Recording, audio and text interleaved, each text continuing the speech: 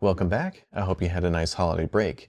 I certainly did because I've got a new microphone and new lights. It's still cold outside here, so grab a hot beverage and enjoy this action figure review. So this is the Destined one from Black Myth Wukong.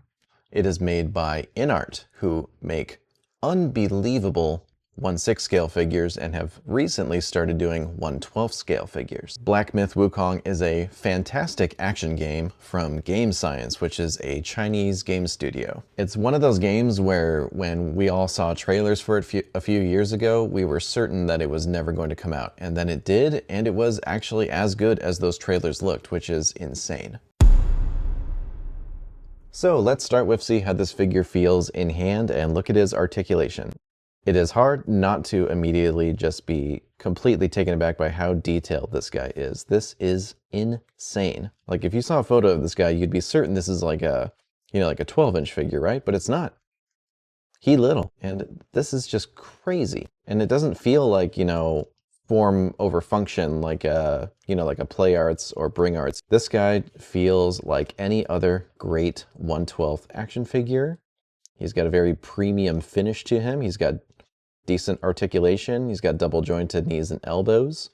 These aren't the best double joints I've seen, but they look nice. There's also some cloth worked in here. It's layered really nicely, and there's wires running all the way through it. Like even the cloth on his shoulder here, there's a wire so you can help keep it formed to his shoulder. And then the wires on the cloth down here allow it to kind of flow if you want to get him in more of an action pose. The armor is just kind of hanging from these little straps, but it generally will get out of the way with articulation and will kind of float up a little bit if you get him in more of like a, like an action pose. He kicks up extremely high, and his range of motion will pretty much, let me just thrust his crotch at the camera a few more times.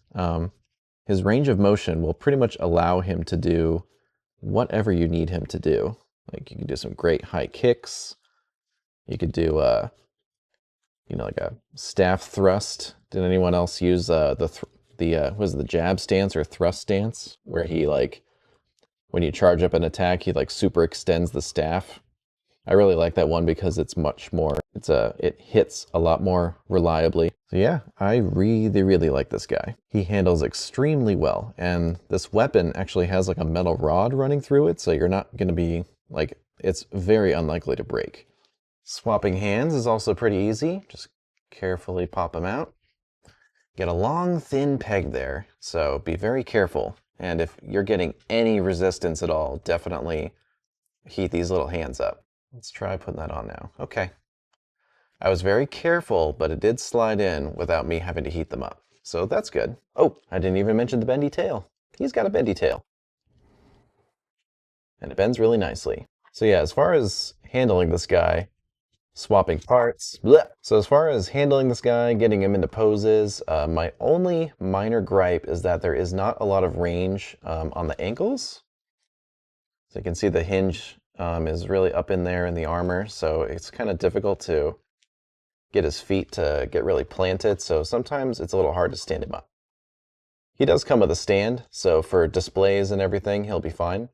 And sometimes you can kind of get him balanced just right. Yeah, that's my only major complaint. Otherwise, handling on this guy is fantastic. All right, let's talk about whether this guy is worth the price. Now, my opinion is a little diluted by the fact that I got a tariff fee when I ordered this guy directly from Inart, so he cost like an additional $28, and that sucks. I also got the premium edition, which comes with some extra accessories like the unmasked head and the swirling staff effects. All right, let's take a look at all of these. So we already looked at the staff a little bit, but man, those details are crazy. Little monkey sculpt on there. Yeah, it's the same on this side, but you get the idea. You also get a larger middle piece for the staff, so you can do those extended staff poses. This is the masked head that comes with the standard edition of the figure. Very nice. Got the most important item in the game, your healing gourd. This appears to be the upgraded one. He also comes with the regular one, which can be taken off. You can slap the other one in that slot. We've got these amazing staff spinning effects. Great for smashy attacks or swirling the staff around to deflect projectiles. We've got a talisman, which are equipable items in the game. So this little stand here is for supporting the staff when you're using the spinning effects, because it becomes very heavy when you do that. This is an extension piece for the stand. And here's the stand itself, which has a few detachable parts, so you can configure it to either be really long to support him if he's like perched on his staff, or a little bit lower if you need him if you just need to help him stand. And we've also got so many hands. We've got a pair of fists. We got a pair of staff holding hands. We've got a pair of more relaxed grip hands. These are good for holding the gourd. We've got these great open gesturing hands. Very nice relaxed hands with the fingers bent just a little bit. Some more staff gripping hands. These have it at more of an angle. So for that kind of idle, holding the staff behind him look. And we got these two kind of martial arts gesturing hands. So yeah, like I said, I ended up paying more for this guy than I wanted to because of tariffs. But if you are able to get this guy without that, then I think he is absolutely worth the price. All right, let's see what we can do with this guy. So I've heated his hands up in a nice hot cup of water, and I did that because, as I showed earlier, we've got a very long, fragile-looking wrist peg here, so I want to be absolutely sure that nothing breaks when I'm swapping hands around. These go on super easy, and come off super easy. I'm making sure that I really just kind of try to pull in the direction of the peg. I do not want to chance bending that little bit of plastic at all. All right, let's get him into the, like the iconic, like perched on the super long staff pose. So to start, as I showed earlier, we'll put the staff ends on the larger staff piece here. Make use of that nice keying system. Pops in really easily. Just as you're pushing it on, give it a little twist till it goes all the way in. And we got this super long staff that is hard to get on camera. So the instructions show him holding the staff, but the stand is just holding onto him. So let's do that now. The stand nicely conforms to the gap in the waist piece, except the gourd is getting in the way there. There we go. That's holding him up just fine. Let's get the staff into his hand. That's on there nice. Putting the other end of the staff on there. That is hard to get on camera, isn't it? Hold on. This is as high as my tripod goes without extending the legs. So let's get him really perched up there. You know what? Before I have the stand grab him, let's just get him in the pose we want. So I'm gonna bend his legs a bit. Oh, I didn't mention it before, but his the like thumb toe is on its own joint, so you can kind of get that grabbing onto the staff look. Actually, because it's a thumb, really should be doing it like this. Right? That's how hands work, isn't it? Hand feet. So now I'm going to angle this down for a second so you can see that you can actually line up the staff with one of these holes in the stand. And then we can grab the stand here. This claw goes up pretty high too. As high as you need it to. Grab onto him. All right, that is cool.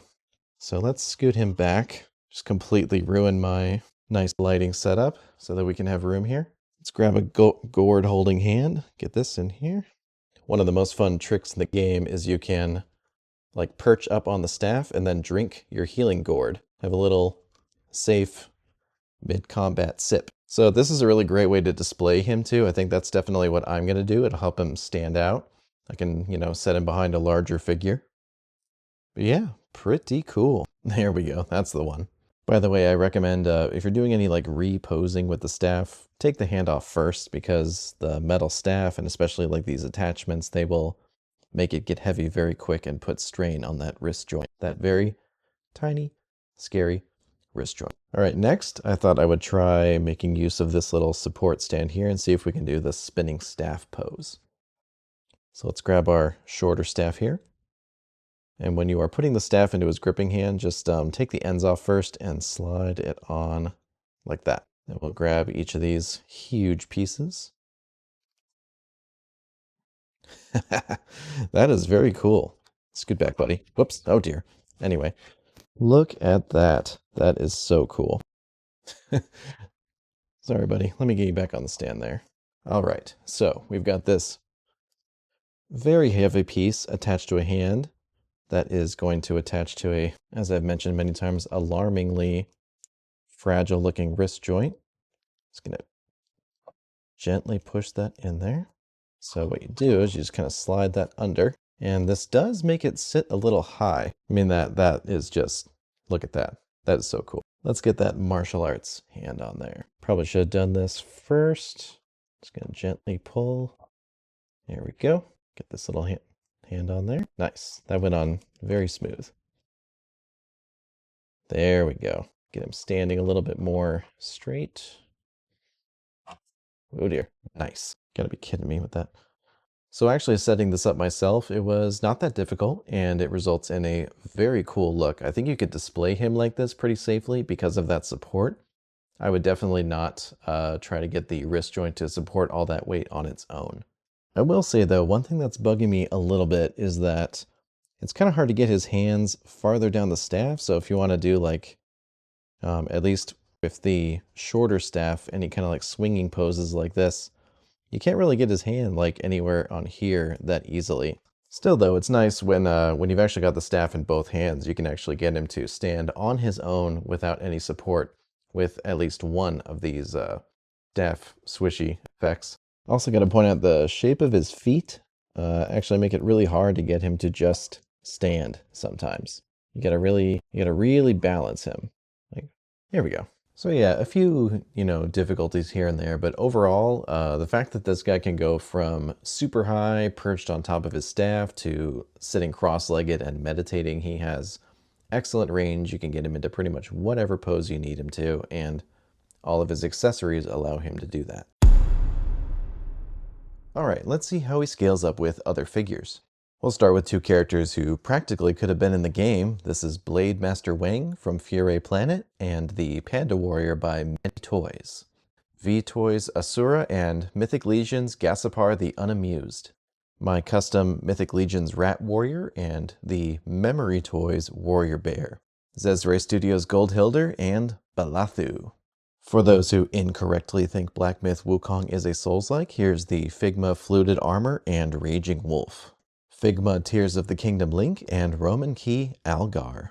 And finally, Amazing Yamaguchi One Punch Man and Marvel Legends Nightcrawler. Alright, as always, we will wrap up by showing him in the case. But yeah, here he is in the, what do I call this? Like Eastern mythology, martial arts characters display. I think he's looking pretty good. Oh, I forgot to compare him to the White Cat Legend figure. I'm going to be reviewing him soon, but yeah, there you go. They scale well. So yeah, that wraps it up. Thank you so much for watching. Bye.